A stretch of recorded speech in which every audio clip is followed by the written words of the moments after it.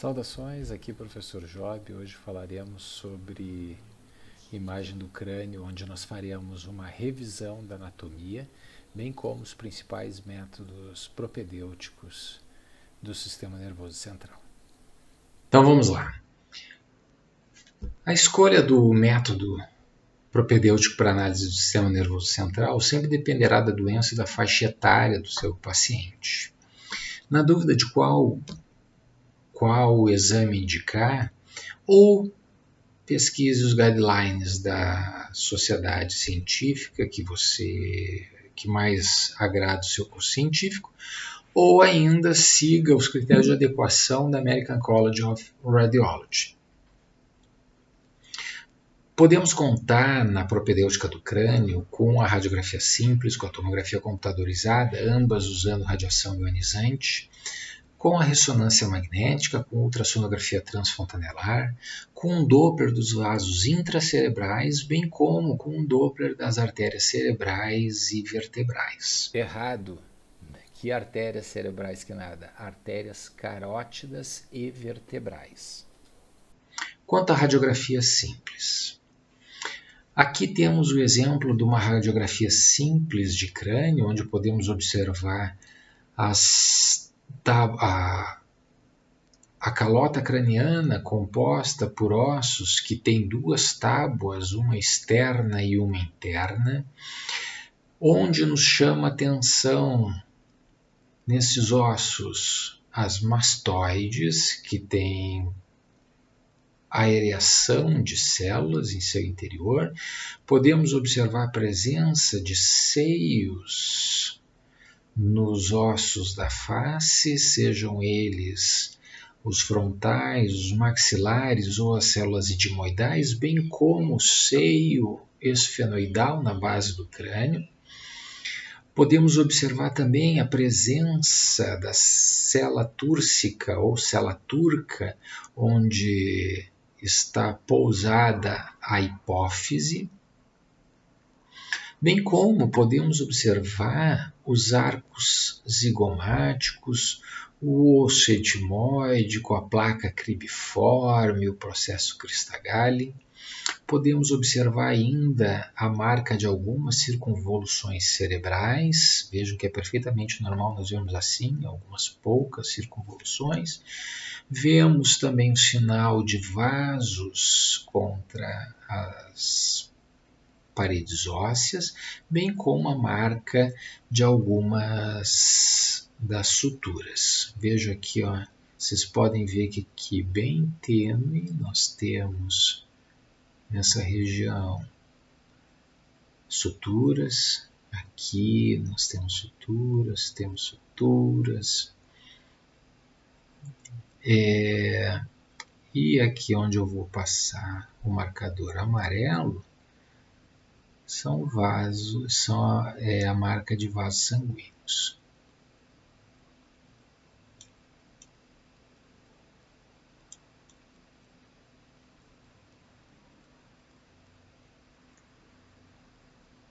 Uma região de sutura aqui também. Bom, conforme a faixa etária muda a proporção, perdão por esse dia negativo, corrigirei, proporção crânio-facial. O normal para a idade é que tenhamos uma proporção de crânio para face de 2:1 no adulto. A face terá mais ou menos a metade do volume do crânio. Na criança, a proporção é de 3:1, então cerca de 30% do volume do crânio corresponde a um volume de face. E de 4:1 no recém-nascido, vejam, 4 vezes crânio, se dividimos por 25% aqui, a face representa 25% do volume do crânio. As indicações da imagem feita por radiografia simples no crânio. Nos traumatismos crânio-faciais, nas lesões ósseas focais, protocolo de pesquisa do mieloma múltiplo de algumas doenças metabólicas ósseas, tais quais alterações do paratormônio ou doença de Paget. nas crâniosinostoses e síndromes genéticas com deformidades craniofaciais, na hidrocefalia e controle de fratura de sonda de derivação ventrículo-peritoneal. Vejam que até nas galáxias distantes a radiografia de tórax, de crânio ainda é feita. Né? Aqui nós temos um Stormtrooper. Bom, deixa para lá, isso aqui é só uma piada da Radiopédia, né? Mas eu subestimava a radiografia de crânio. Mas quando fui revisar para fazer essa aula aqui, eu comecei a me dar conta da quantidade de indicações, até mesmo pela facilidade de conseguir o exame. Tá? Então vamos lá.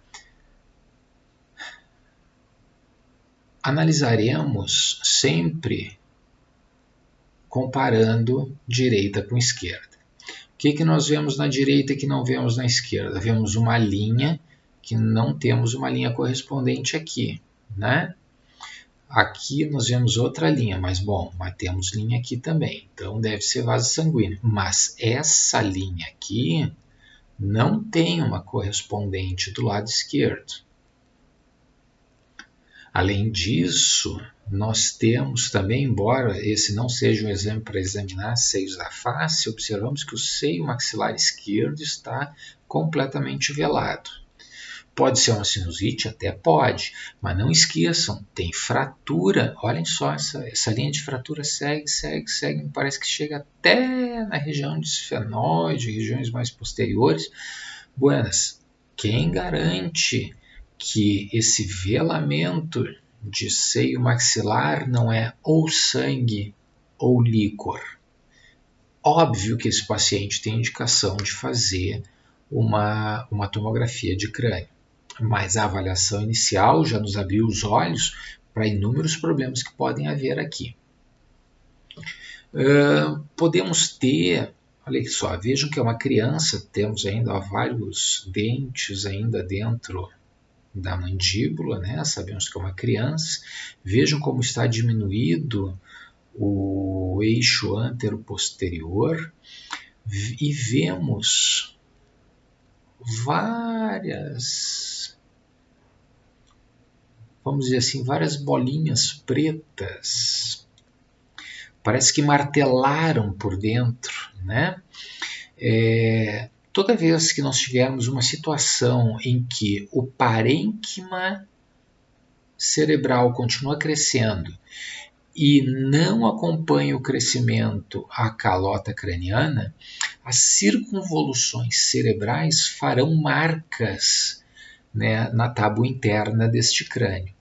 A isto nós damos o nome de sinal do cobre batido, que era muito típico de uns tachos de cobre feitos artesanalmente. Esse caso é o caso de uma criança com síndrome de Turner, se eu não me engano tinha hidrocefalia. Esse outro aqui é com uma crâniosinostose acompanhada de alterações faciais, tinha hidrocefalia. Vejam aqui a radiografia e aqui um tacho de cobre para, né, poder comparar e ver de onde que veio o nome. Tá? Essa é a nossa fonte. É um caso do Dr. Andrade Filho, que é professor de patologia lá na Universidade de Minas Gerais. Quando temos massas palpáveis no crânio, podemos começar a propedêutica por uma radiografia simples. E vejam, aqui nós temos uma lesão que muito provavelmente está dentro do osso. Por que eu digo isso?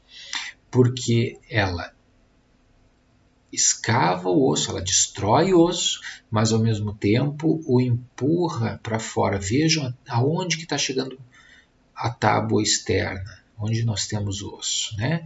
Então, provavelmente ela é dentro da tábua óssea. Depois se confirmou que isso aqui era um hemangioma.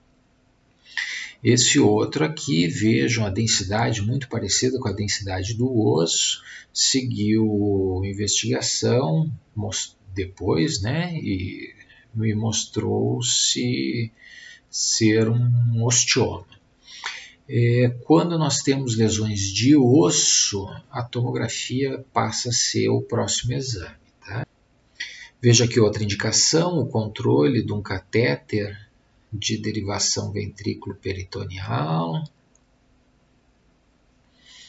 Aqui nós temos um exemplo de um sinal radiológico chamado gotas de chuva, onde nós vemos várias pequenas lesões líticas redondas de tamanhos diferentes. Esse paciente fez o exame porque ele estava no protocolo de pesquisa de mieloma múltiplo, e esse sinal aqui é um sinal que indica o comprometimento de calota craniana pelo mieloma múltiplo.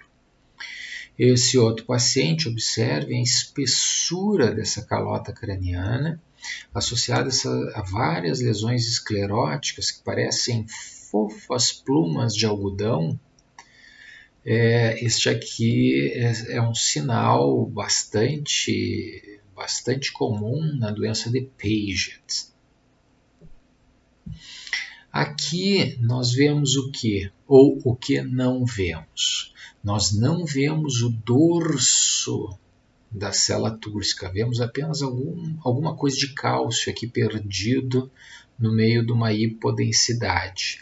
Associado a isso, nós vemos um rebaixamento, vejam como está diminuído esse diâmetro aqui, essa distância entre o teto e o assoalho do seio esfenoidal. Bom, quem é que mora na célula túrcica e que pode crescer? Hipófise, né? Esse era um caso de toda essa massa hipodensa aqui, depois foi comprovado que era um macroadenoma de hipófise. Esse outro bem mais sutil, vejo que a gente perde o desenho normal da célula túrcica, né? O dorso está arredondado, está rebaixado, está diferente, né? Isso aqui estava tudo ocupado, e aqui a gente vê também, parece ser hipodenso em relação ao resto, confirmou depois que era uma lesão nessa região, o tipo histológico era um crâniofaringioma. Aqui para a gente comparar, ó, o normal com esse alterado, olha a diferença da anatomia, né?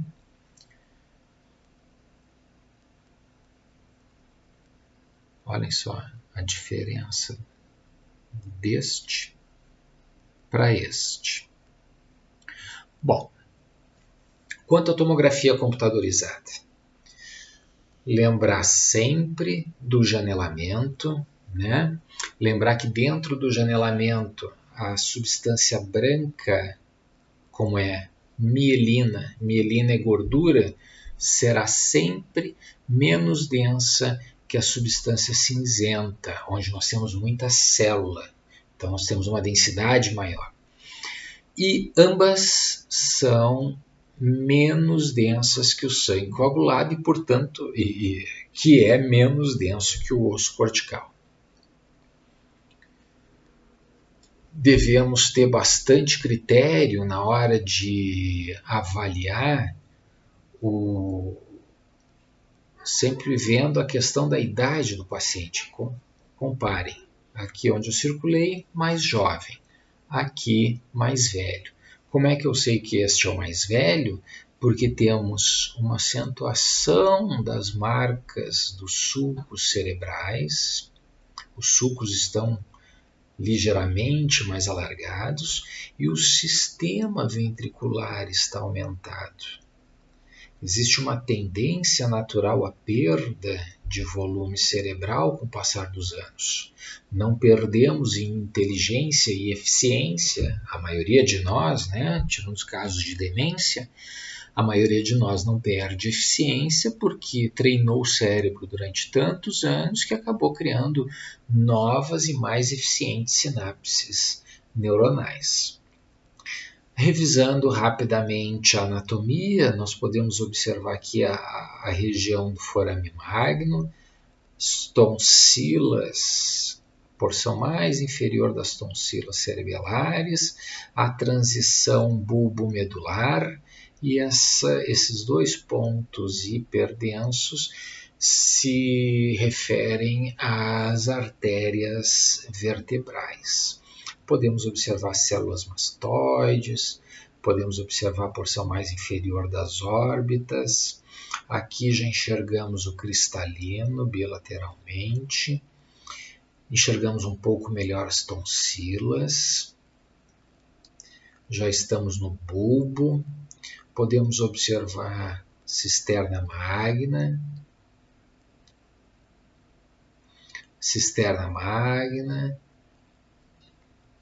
cerebelos, os hemisférios cerebelares. Esse ponto hiperdenso é a artéria vertebral. Enxergamos aqui musculatura extrínseca dos olhos, ou, salvo melhor juízo, se a porção mais posterior dos nervos ópticos, exatamente, veja aqui nós temos a porção mais anterior deles. Conseguimos ver aqui, ó, na porção do seio cavernoso as artérias carótidas internas, lobo temporal, continuamos vendo aqui, ó, cerebelo, já estamos na transição bulbo-pontina, aqui a gente enxerga o forame de Magendie, temos ainda um pouquinho de cisterna magna. Lembrem-se que cisternas, a diferença entre ventrículos e cisternas qual é? Os ventrículos são intracerebrais, são locais onde corre o líquor intracerebralmente. As cisternas são recessos onde o líquor se concentra extraaxialmente. Aqui já estamos dentro da célula túrcica, onde enxergamos a hipófise. Aqui já enxergamos ponte e a porção mais inferior dos pedúnculos cerebelares. Enxergamos aqui um dos forames de Luschka, que deveria estar o outro. Forame de Magendie nós vimos aqui nesse outro corte, né? Que é de onde essas são as saídas do quarto ventrículo. Ainda vemos aqui células mastoides, a porção mais alta dos glóbulos oculares, enxergamos o processo Christgale, os giros retos do lobo frontal, lobo temporal, bilateralmente, enxergamos aqui carótidas, só não conseguimos ainda, aqui não conseguimos, sem contraste, não tem como diferenciá-la dos nervos dos pares cranianos que correm com ela. Aqui nós já começamos a ver o tentório da cela, a porção mais baixa da cisterna supracelar, aonde temos esse ponto hiperdenso, é a haste da hipófise. Veja aqui a porção mais posterior do dorso da célula túrcica. Aqui nós temos o ângulo ponto cerebelar, que é a origem de pares cranianos. Ainda vendo aqui, ó, a porção mais inferior dos lobos frontais, lobos temporais. Cisterna supracelar,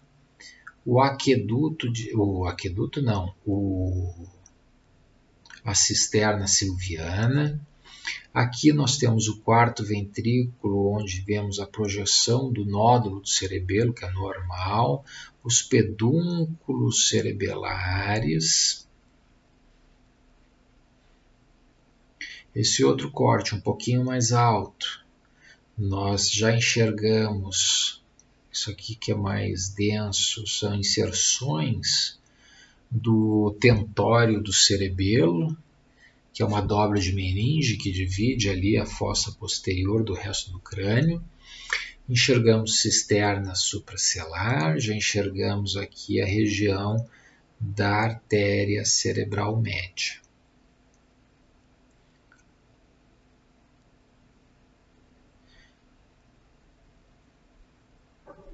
Nesse corte, chegamos no mesencéfalo, observamos os cornos temporais dos ventrículos laterais, já enxergamos também as cissuras silvianas, podemos enxergar aqui a fissura interhemisférica. Aqui já enxergamos a ínsula, o córtex da ínsula.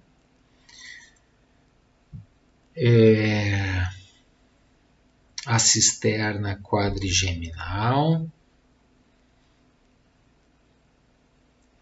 Esse pontinho hipodenso é o aqueduto mesencefálico ou aqueduto de Sylvius, que é o que liga o terceiro ventrículo com o quarto ventrículo. Observamos os pedúnculos cerebrais. Aqui a fossa interpeduncular. Bom, aqui nós já enxergamos os ventrículos laterais, nós enxergamos a cabeça do caudado, nós enxergamos o núcleo lentiforme, que é o somatório do globo pálido, com o aqui globo pálido, aqui putamen, e começamos a enxergar o tálamo. Estes em conjunto são os núcleos da base. Os núcleos, o que é um núcleo no sistema nervoso? Núcleo é todo o acúmulo de corpos neuronais, de neurônios, né? Então, aqui nós temos esse conjunto de núcleos, nós chamamos de núcleos da base. Vamos a um corte superior. Nós começamos a ver aqui terceiro ventrículo, nós enxergamos aqui a porção mais inferior da pineal. Aqui nós estamos enxergando a cisterna superior do vérnice ventricular, enxergamos os tálamos, enxergamos o globo, o núcleo lentiforme, o caudado. Nós conseguimos enxergar também o ramo anterior ou perna anterior da cápsula interna, o joelho da cápsula interna e o ramo ou perna posterior da cápsula interna. Essa substância branca, que no caso aqui é hipodenso, né, que passa junto na porção lateral do putamen, é a cápsula externa. Podemos observar também essa região aqui de substância branca, é a porção mais anterior do corpo caloso. Né? Lembrem-se que num corte sagital, o corpo caloso tem essa conformação. Né? Então, esse corte ele está pegando assim.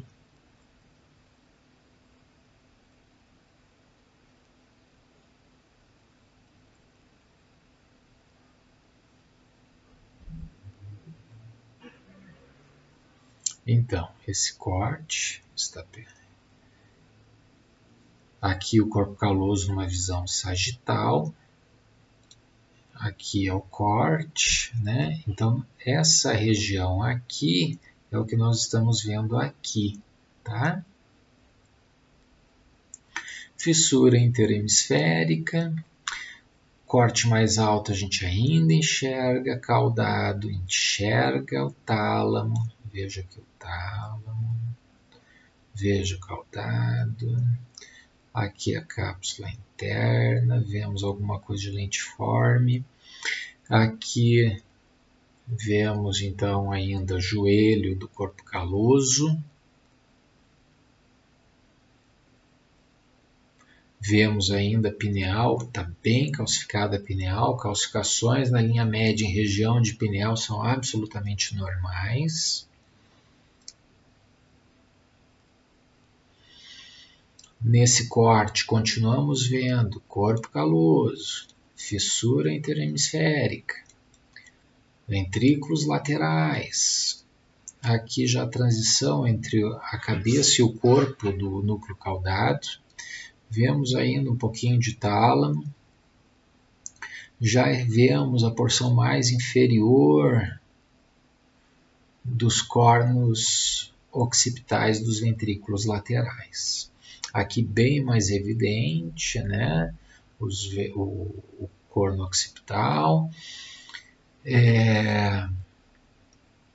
Já enxergamos aqui nessa região o esplênio do corpo caloso, que é aquela porção mais posterior, aqui corpo caloso também.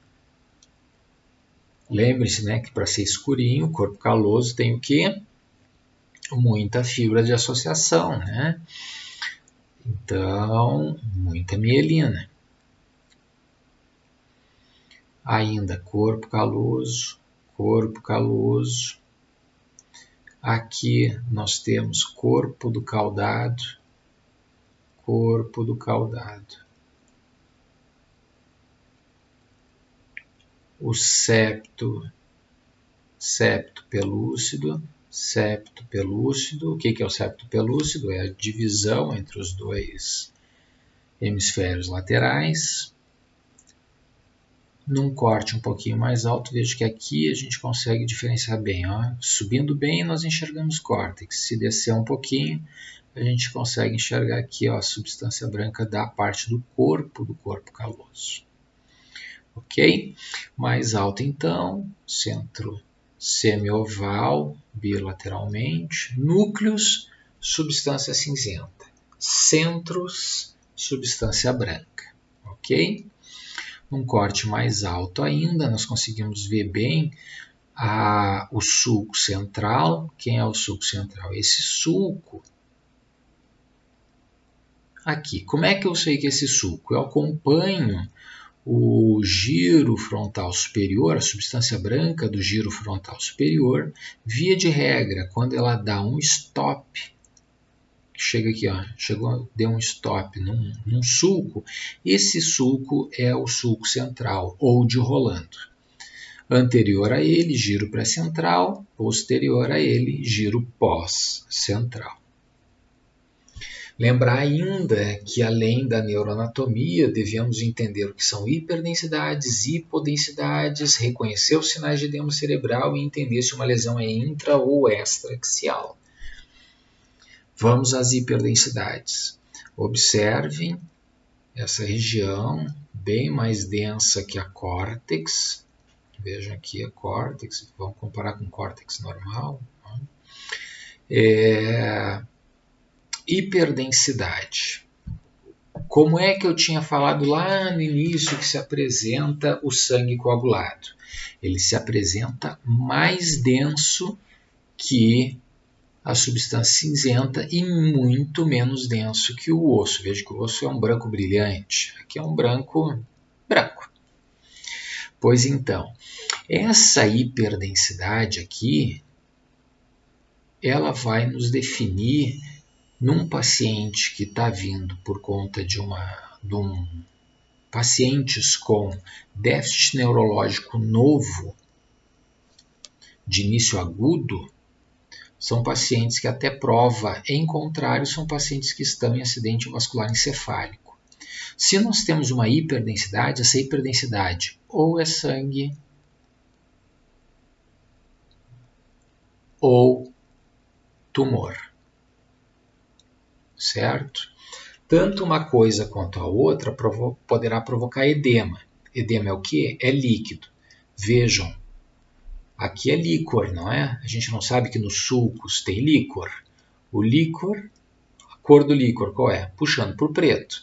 Veja então, que se nós temos uma hiperdensidade com hipodensidade a circundando, nós vamos ter ou é sangue ou é tumor, ou é uma hemorragia ou é um tumor, com edema. Tá? Isso aqui, essa hiperdensidade é contraindicação para terapia trombolítica, mesmo que o paciente chegue com menos de 4 horas e meia de início de sintomas. Ok? Aqui nós vemos, a gente olha a região da cisterna silviana do lado direito, ok, normal, pretinho. Olhamos do lado esquerdo, densa. O que é isso que passa aqui? Artéria cerebral média. Aqui nós temos o sinal da artéria densa. Ok? Lembrem-se, processo Cristagall, não vão pensar que é doença, né? Até mesmo porque calcificações na linha média não são doenças, são, via de regra, fisiológicas. Hipodensidade, já vimos uma no início ali, inclusive comparando com a hiperdensidade do sangue, onde perdemos massa encefálica, nós temos encefalomalácia, ou seja, nós temos a ocupação daquele espaço por líquor. Tá? Aqui, antes chamava mais atenção aquela hiperdensidade com um pouquinho de hipodensidade. Né? Aqui é o contrário, aqui chama muita atenção a hipodensidade, mas não podemos deixar de prestar atenção no sinal. Veja aqui de novo uma artéria cerebral média densa. Isso aqui é com certeza um AVC. Né? Vejam a hipodensidade. Reconhecer sinais de edema cerebral. Vejam, quais sinais que nós encontramos aqui que nos fazem pensar que tem edema cerebral, que nos fazem concluir que tem edema cerebral.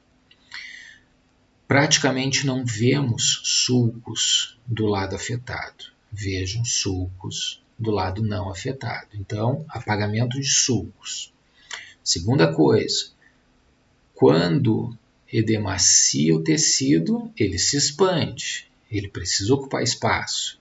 Ocupou o espaço dos sulcos, ocupou aqui, qual outro espaço? O do ventrículo. Então, apagamento de sulco, apagamento de ventrículo. E se o edema é bem importante, o que ele faz? Ele desvia a linha média do lado alterado para o lado normal. Tá? Então, desvio de linha média, apagamento de ventrículo, apagamento de sulco são sinais de edema cerebral. Devemos, sempre que possível, diferenciar lesões intraaxiais das extraaxiais. Vamos lá.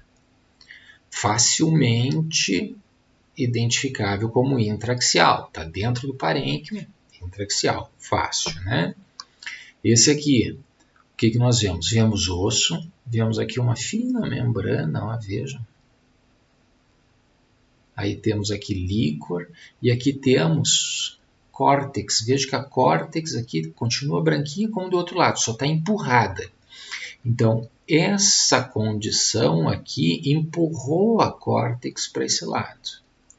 Veja que nós vemos um ângulo aqui formado entre parte mole e parte dura.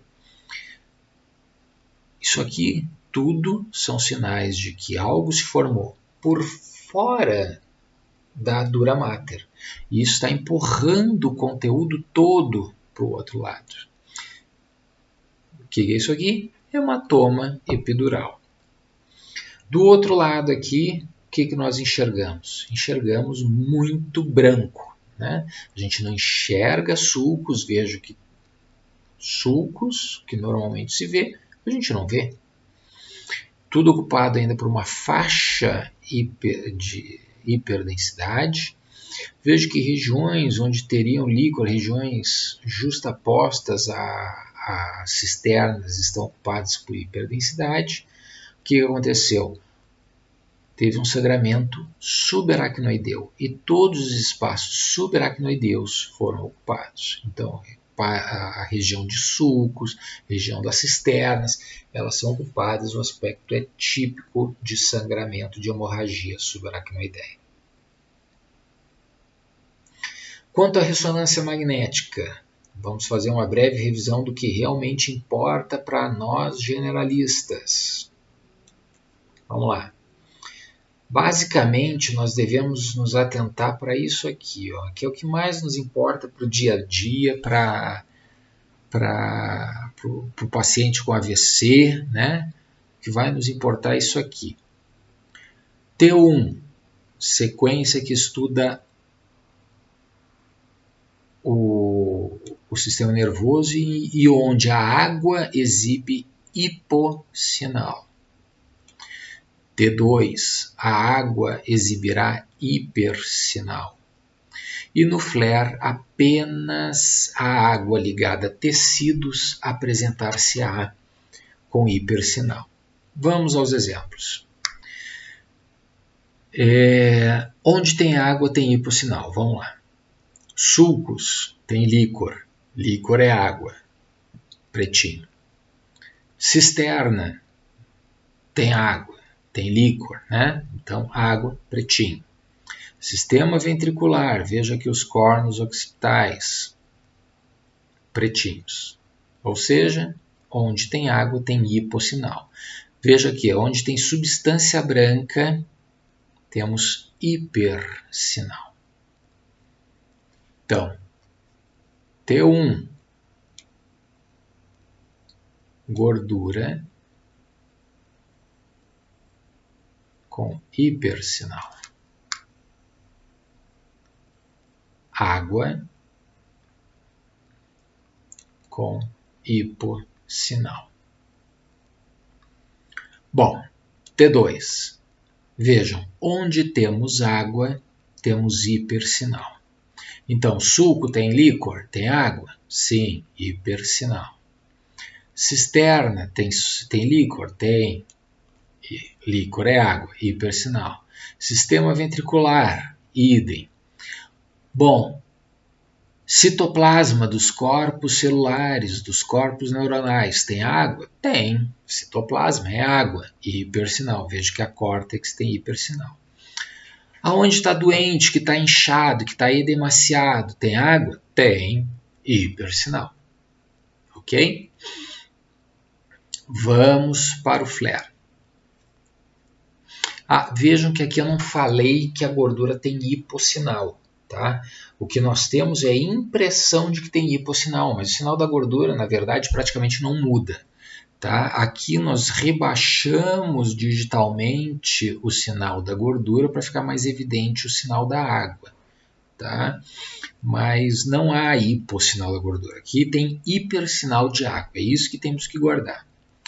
Quanto ao flare, o flare, aonde a água está livre, a água que não está ligada a tecidos, ela não é visível, é hipossinal. Então vamos lá, água fria,